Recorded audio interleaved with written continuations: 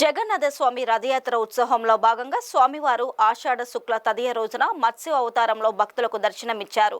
విశాఖ నగరంలోని టర్నర్ చౌల్ట్లో దేవాదాయ ధర్మాదాయ శాఖ కళ్యాణ మండపంలో 10 రోజుల పాటు రోజుకొక అవతారం చొప్పున స్వామి దశావతారాల్లో దర్శనమిస్తారు.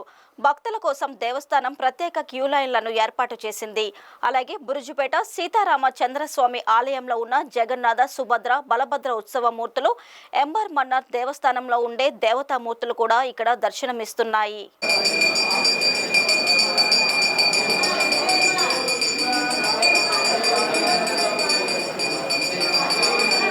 కళ్యాణాద్భుత గాత్రాయ కామితార్థప్రదాయనే శ్రీమద్ వెంకటనాథాయ శ్రీనివాసాయ మంగళం. స్వామివారి యొక్క అవతార వైభవంలో భక్త మహాజనులు కూడా స్వామివారి యొక్క దివ్యమైన మంగళాశాసనాలు, శుభాభినందనలు. రథయాత్రలో అంతర్భాగంగా ఈరోజు స్వామివారు మత్స్యావతారంగా అవతారం వేయడం జరిగింది.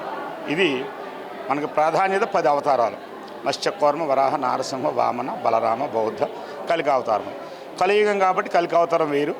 ఆ రోజు తొలి ఏకాదశి కూడాను చాతుర్మాస దీక్ష ప్రారంభమయ్యే రోజు కాబట్టి శేషపానుప అవతారం ఆ రోజు వేయడం జరుగుతుంది 10వ అవతారంగా.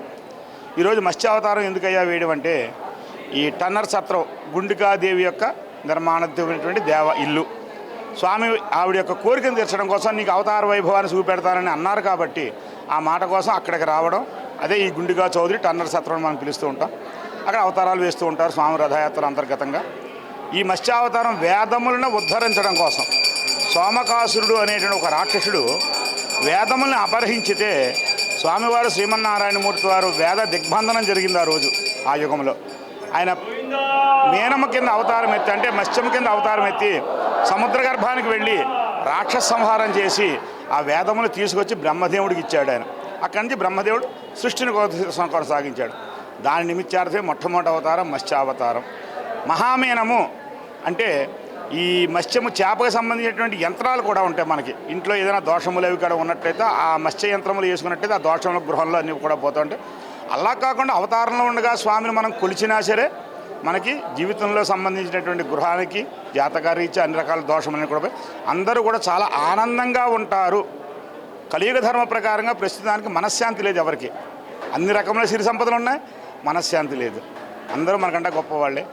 ఎంత గొప్పగా ఉన్నా సరే మనశ్శాంతిగా మనం జీవితం గడపాలంటే మహామీన స్వరూపుడైనటువంటి జగత్తుకే నాథుడు జగన్నాథుడు కాబట్టి ఆయన ఈ రూపంలో చూసి సేవించి అందరూ కూడా తరించవలసిందిగా భక్తులను కూడా తెలియజేస్తున్నాం. రేపు కూర్మరూపధారుడిగా 2వ అవతారం కూర్మావతారం వేయడం జరుగుతుంది. స్వాములందరికీ కూడా భక్తులందరికీ కూడా స్వామివారికి దర్శన భాగ్యం కలుగుతుంది. జై శ్రీరామ్, జై జగన్నాథ.